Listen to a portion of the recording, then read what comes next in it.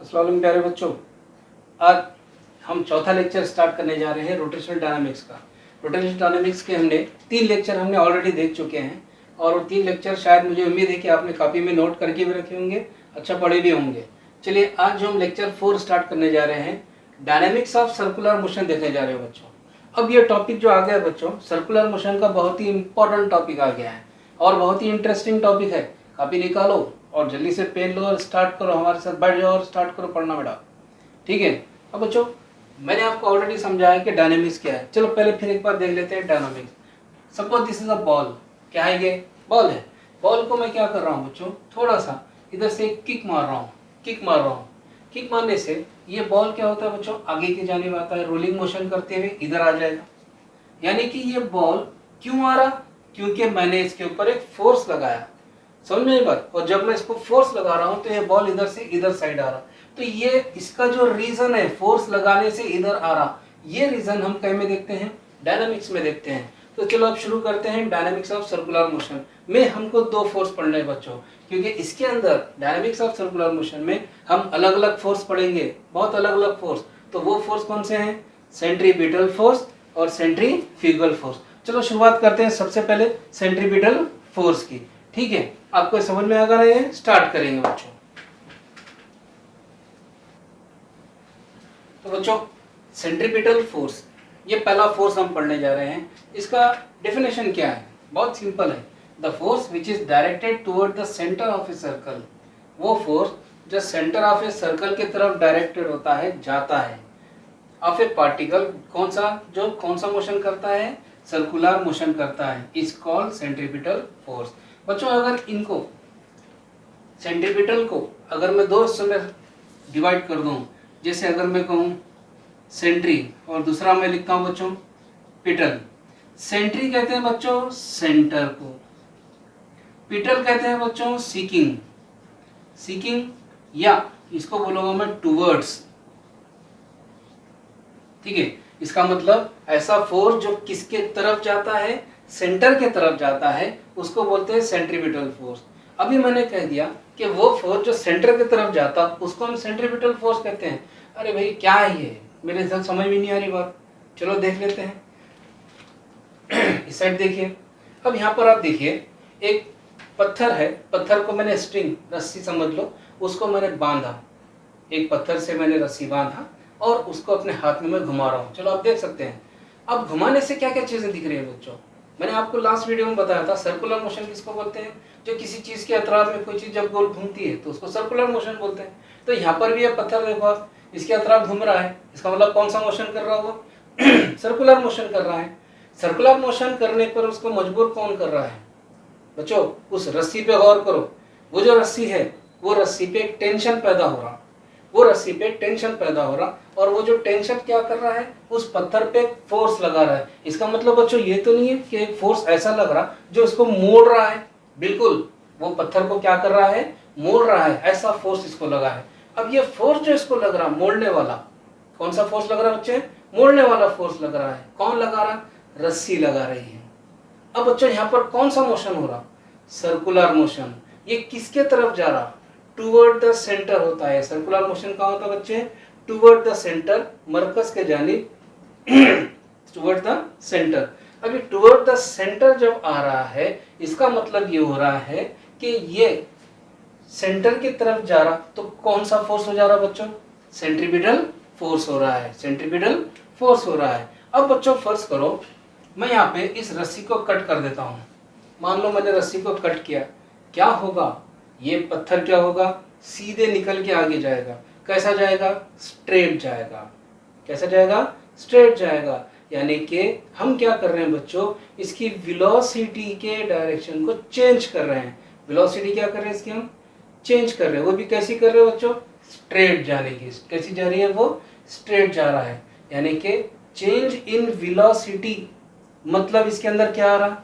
Acceleration आता है। आपको तो पता है बच्चों कि change in velocity means acceleration. कौन सा एक्सीलरेशन? शाबाश, कौन सा? Centripetal acceleration. सेंट्रीपिटल एक्सीलरेशन किससे लिखते हैं हम? ए सी से, toward the centre along the radius. क्या बोलेंगे इसको? टुवर्ड द सेंटर, मरकज के जानिब, अलोंग द रेडियस। बात समझ में आ गई है? तो बच्चों हमने यहाँ लिया सेंट्रीपिटल एक्सेलरेशन। समझ में आ गया? तो बच्चों ये सेंट्रीपिटल एक्सेलरेशन क्या करता है? ये toward the centre along the radius होता है। अब आपके बच्चों ये पत्थर पे आपने ये सब मिसालें देख ली, चलिए इसके बाद और एक एग्जाम्पल ले लेते हैं। चलो देखो दूसरा एग्जाम्पल, देखिए एक सन है, सन के अतराफ में कौन घूम रहा है? अर्थ फिर रहा है। अभी हमने देखा पत्थर के साथ रस्सी लगी हुई है, रस्सी उसको गोल घुमा रही, क्या रस्सी हर जगह होगी क्या? नहीं होगी। अब यहाँ पे भी देखो सन के अतराफ में कौन घूम रहा? अर्थ घूम रहा है। क्या यहाँ पे रस्सी लगी है? बिल्कुल नहीं लगी, वो तो गोल घूम रहा है। तो इसका मतलब यहाँ पर भी एक फोर्स है, उसमें रस्सी फोर्स लगा रही थी, इसमें कौन फोर्स लगा रहा? रस्सी तो नहीं है। हाँ शाबाश, कौन फोर्स लगा रहा है? कौन सा फोर्स है बच्चे? Gravitational force. कौन सा? Gravitational force. ग्रेविटेशनल फोर्स है जिसकी वजह से जमीन क्या हो रही? सूरज के अतराफ घूम रही है। और एक एग्जांपल ले लेते हैं, अपना क्लासिकल मॉडल ले लो बच्चों। क्लासिकल मॉडल यानी एटम का हम ले लेते हैं मिसाल। एटम जिसके अंदर बीच में न्यूक्लियस होता है, इसके अतराफ में कौन घूमता है बच्चों? इलेक्ट्रॉन घूम रहा है। देखो इलेक्ट्रॉन गोल घूम रहा है, यहाँ भी तो रस्सी नहीं है, फिर यहाँ पे भी कोई ना कोई तो फोर्स होना चाहिए बच्चे। कौन सा फोर्स होगा? शाबाश, यहाँ पे क्या होगा? इलेक्ट्रोस्टैटिक फोर्स होगा। क्यों होगा? क्योंकि ये जो न्यूक्लियस है इसके अंदर प्रोटॉन है देखिए, और वो कौन सा है? पॉजिटिव रहता, इलेक्ट्रॉन निगेटिव होता। जब इलेक्ट्रॉन निगेटिव है, ये प्रोटॉन, दोनों में अट्रैक्शन होता और एक फोर्स पैदा होता। उस फोर्स को हम क्या कहते हैं?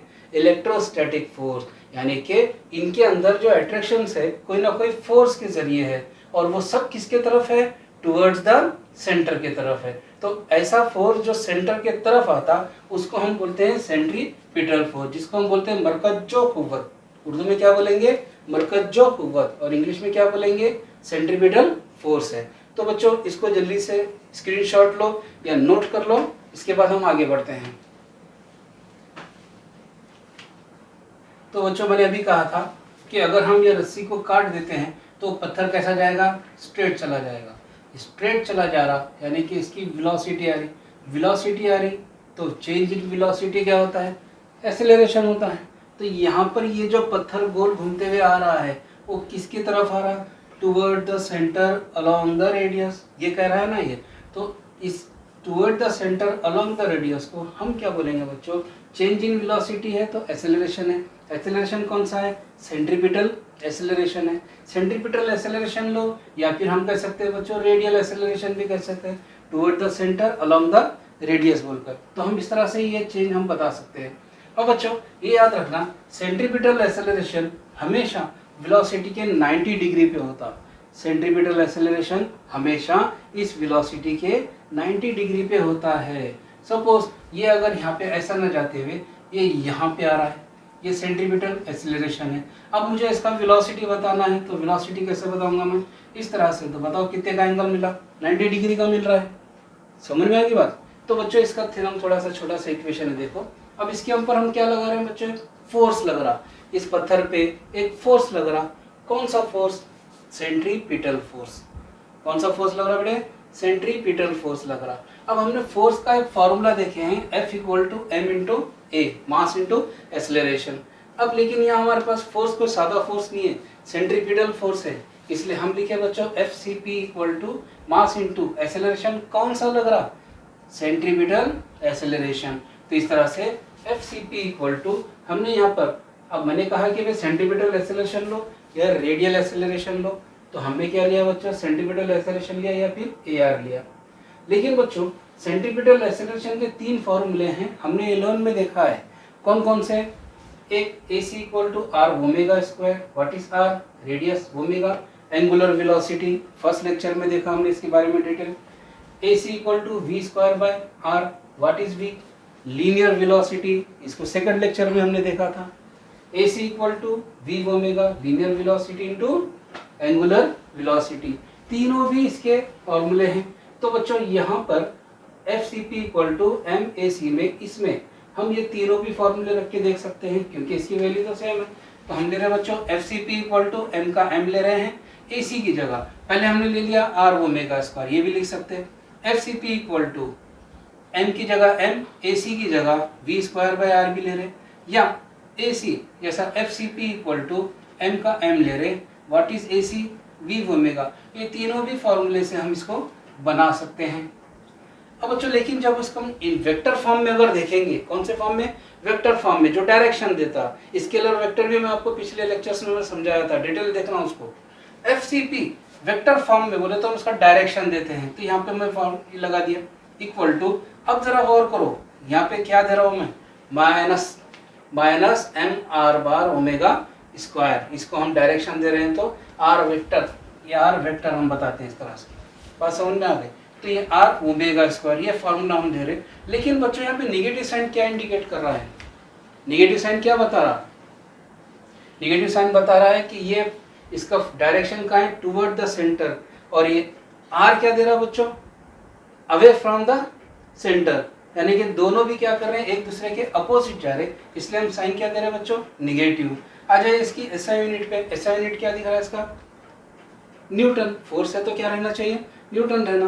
तो बच्चों खाली इतना ध्यान में रखना, सेंट्रीपिटल फोर्स क्या होता है, टुवर्ड द सेंटर होता है, सेंटर की तरफ आता है, इसीलिए तो इसको पिटल बोल रहे हैं। पिटल क्या है, टुवर्ड्स का मीनिंग आता है, बात समझ में आ गई। ज़्यादा इसको हम देख लिए। अब इसके बाद बच्चों हम नेक्स्ट पे जाएंगे सेंट्रीफ्यूगल फोर्स पे, स्क्रीनशॉट लीजिए या नोट कीजिए। तो हमने बच्चों सेंट्रीपिटल फोर्स के बारे में पढ़ा था। Centripetal force, the force which is directed toward the centre, ऐसी कुव्वत जो मरकज की तरफ आती है उसको हम बोलते हैं सेंट्रीपिटल फोर्स कहते हैं। अब बच्चों सेंट्रीपिटल फोर्स का एक नाम है रियल फोर्स, हकीकी कुव्वत, ठीक है, क्या बोलेंगे इसको, रियल फोर्स। अब आ जाएंगे बच्चों सेंट्रीफ्यूगल फोर्स। सेंट्रीफ्यूगल फोर्स क्या है, देखिए, the force which is directed away from the centre, ऐसा फोर्स जो सेंटर से अवे जाता है, दूर जाता है, of a circle when particle perform circular motion, जब कोई पार्टिकल सर्कुलर मोशन करता है तो उसका जो फोर्स कहाँ रहता, सेंटर की तरफ नहीं आता बल्कि कहाँ जाता, सेंटर से अवे चले जाता, इसीलिए तो इसका नाम दिया हुआ है बच्चों सेंट्रीफ्यूगल। सेंट्री फिर कहते हैं सेंटर, फ्यूगल यानी अवे, फ्यूगल यानी अवे फ्रॉम द सेंटर, तो इसलिए हम इसको नाम क्या दे रहे हैं, सेंट्रीफ्यूगल फोर्स कर रहे हैं। बच्चों आपको याद रखना कि सेंट्रीफ्यूगल फोर्स के बहुत सारे नाम हैं। अब आप जब अगर कुछ नोट्स पढ़ेंगे, बुक्स पढ़ेंगे, तो उसमें आपको अलग अलग नाम मिलेंगे, तो उसमें कंफ्यूज नहीं होना आपके, पास सेंट्रीफ्यूगल पढ़े थे, ये कौन से नाम आ गए। देखो बच्चों, इसको बोलते हैं फेक फोर्स, स्यूडो फोर्स गैर हकीकी कुव्वत, आउटवर्ड फोर्स जो बाहर जाता है, इमेजिनरी फोर्स तस्वुर कर रहे हैं हम जो, फिक्टिशियस फोर्स गैर हकीकी, नॉन रियल जो रियल नहीं है, ऐसे भी इसके नाम है। तो ये नाम पूरे में लिख दिया ताकि आपको याद रहे। अब बच्चों अगर इससे आपको ये नहीं समझ रहा है कि वो कौन सा फोर्स है जो हमको कहाँ देता है, अवे फ्रॉम द सेंटर लाता है, तो देखो ये एग्जांपल, देखिए आप लोग बस में जा रहे हैं, अगर कंडक्टर या ड्राइवर जो भी है, ड्राइवर जैसे ही इसको टर्न लेगा, राउंड सर्कल लेगा, आप कहाँ करेंगे, इस साइड हटेंगे।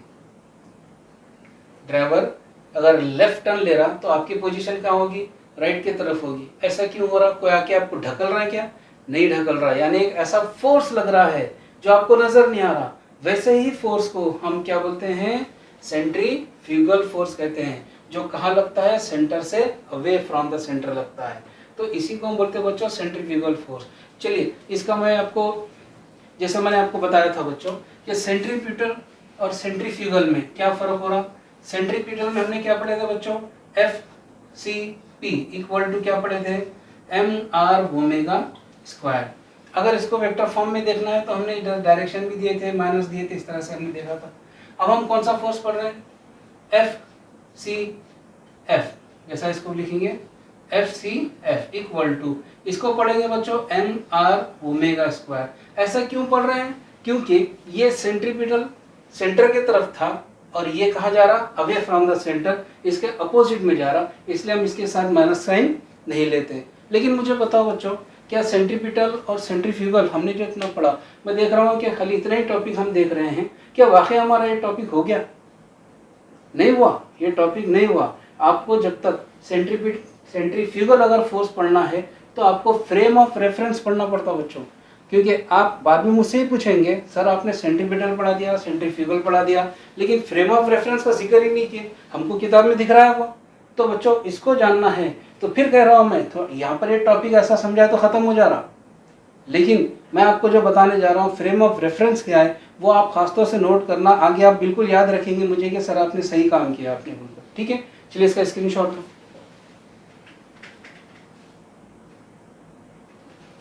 तो बच्चों सेंट्रीपिटल सेंट्रीफ्यूगल हमने ये दोनों फोर्स देखे, the force which is acted toward the centre, the force which is acted away from the centre. ये दो फोर्स है, सिंपली है, सेंट्रीपिटल है और सेंट्रीफ्यूगल है। लेकिन बच्चों जब नोट्स पढ़ेंगे तो उसमें मैंने आपको बताया कि एक वर्ड जरूर मिलेगा, फ्रेम ऑफ रेफरेंस। और ये जब सीखते हैं तो ये सीखना बहुत ज़रूरी है, इससे हमें और चीज़ क्लियर हो जाएगी कि सेंट्रीफ्यूगल फोर्स की क्यों ज़रूरत पड़ी। समझ में ये बात बच्चों? फ्रेम ऑफ रेफरेंस का मतलब यहाँ पे ध्यान में रखना, from where observer is studying the object. यानी कि अगर मैं ऑब्जर्वर हूँ, मुशाहिदा करने वाला हूँ, मैं यहाँ से किसी चीज़ की स्टडी कर रहा हूँ, पढ़ रहा हूँ कोई चीज़ को, तो यहाँ से मैं खड़े रह के जब कोई चीज़ को स्टडी करता हूँ उसी को हम बोलते हैं फ्रेम ऑफ रेफरेंस कहते हैं। समझा? फ्रेम ऑफ रेफरेंस बच्चों दो टाइप के होते हैं, एक इनर्शियल फ्रेम ऑफ रेफरेंस और दूसरा है non inertial frame of reference. ठीक है, कितने हैं? दो। अब बच्चों इसके अंदर इनर्शियल फ्रेम ऑफ रेफरेंस के अंदर याद रखना एक्सीलरेशन हमेशा जीरो रहता। बताओ मुझे, चेंज इन वेलोसिटी क्या होता? एक्सीलरेशन। यानी कि जब वेलोसिटी चेंज होती वहाँ पे हमको क्या मिलता? एक्सीलरेशन मिलता। बात समझ में आ गई? जैसे कोई गाड़ी खड़ी है, इनिशियल वेलोसिटी इसकी जीरो, जब मैं इसको ढक लूँगा तो इसकी वेलोसिटी मिलेगी, मुझे रफ्तार मिलेगी ना, और जब वेलोसिटी मिलती है तो क्या मिलता मुझे? एक्सेलरेशन मिलता। अब यहाँ पर मैं बोल रहा हूँ कि एक्सेलरेशन जीरो है, एक्सेलरेशन जीरो है, यानी कि वेलोसिटी चेंज हो रही क्या? नहीं हो रही, वेलोसिटी चेंज नहीं हो रही, there is no change in velocity. अब बच्चों इसको समझने के लिए सबसे पहले हम देख लेते हैं, मैं एक रोटेटिंग टेबल लिया है, एक ऐसा टेबल ले रहा हूँ जो गोल घूमता है।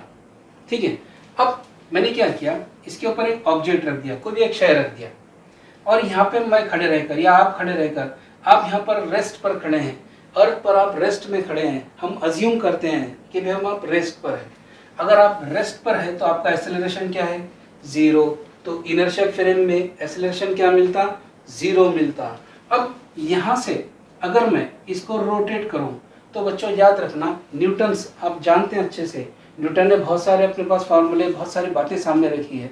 उन्होंने ये भी बात हमको बताई थी कि जब किसी बॉडी को हम फोर्स नहीं लगाते जब तक उसमें मोशन नहीं होता। जब किसी बॉडी को फोर्स नहीं, जैसे किसी को मैं धक्का जब तक नहीं दूंगा वो अपनी जगह से हटेगा क्या?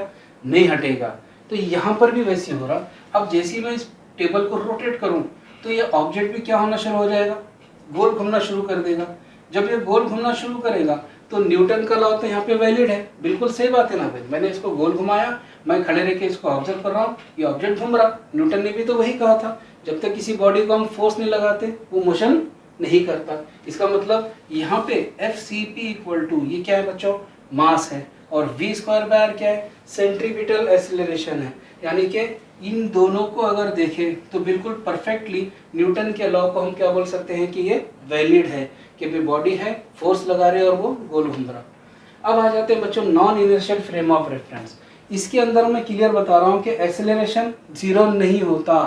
एक्सेलरेशन जीरो नहीं होता का मतलब क्या हुआ? वेलोसिटी क्या हो रही? चेंज हो रही कि नहीं हो रही? एक्सेलरेशन यहाँ पे क्या था? जीरो था, यानी कि वेलोसिटी कोई तब्दीली नहीं हुई। अब एक्सेलरेशन जीरो नहीं है, यानी वेलोसिटी में चेंज हो रहा है, चेंज इन वेलोसिटी। अब बच्चों यहाँ पर क्या हो रहा है कि ये जो टेबल, रोटेटिंग टेबल है, इसके ऊपर मैंने ऑब्जेक्ट भी रख दिया।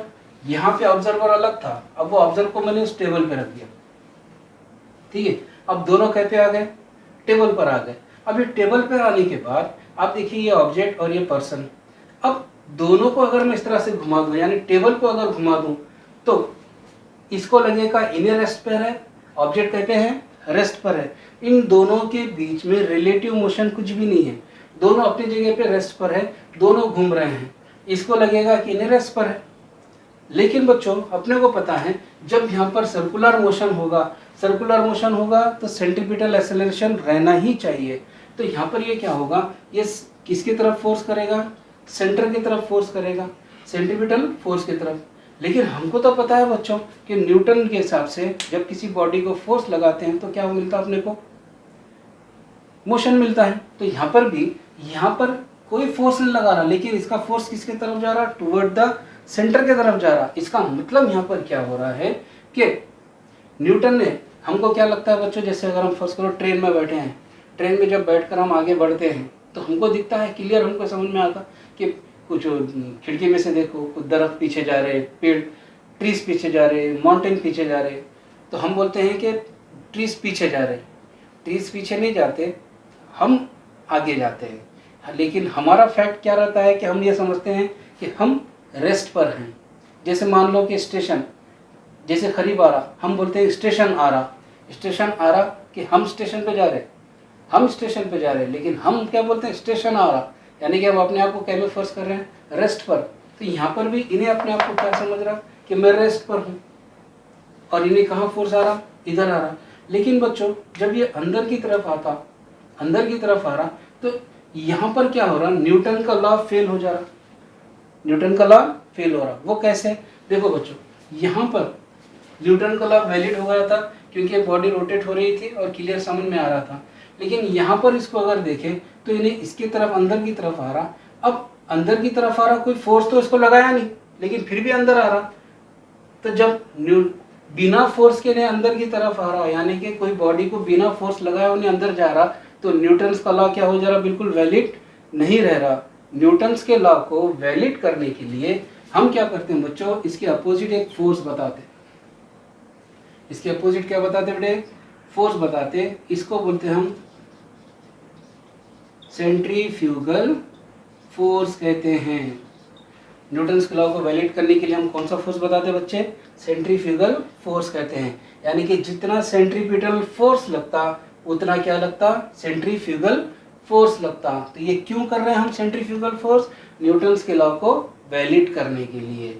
समझ में ये बात। तो बच्चों यहाँ पर भी जितना सेंट्रीपिटल उतना ही सेंट्रीफ्यूगल फोर्स लगता है। तो यही चीज हम कहीं में समझते हैं बच्चों, फ्रेम ऑफ रेफरेंस में, जिसमें सेंट्रीफ्यूगल फोर्स कैसा आ रहा हमको क्लियर यहाँ पे समझ में आता है। आपको देखना है तो देखिए, स्क्रीनशॉट लीजिए इसकी। अब बच्चों स्क्रीनशॉट लेने के बाद अब आप लोग याद रखना कि इसके बाद के जो टॉपिक्स रहेंगे, क्योंकि अभी तक मैंने 3-4 लेक्चर लिया था और बहुत स्लो लिया था।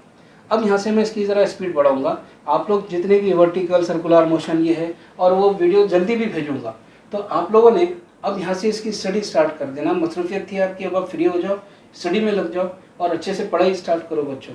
फिर से कह रहा हूँ, सब्सक्राइब नहीं किया तो सब्सक्राइब करो, लाइक करो और शेयर करो। जिसको भी ज़रूरत है उसको ज़रूर भेजना बच्चों इसको। ठीक है, अल्लाह हाफिज़।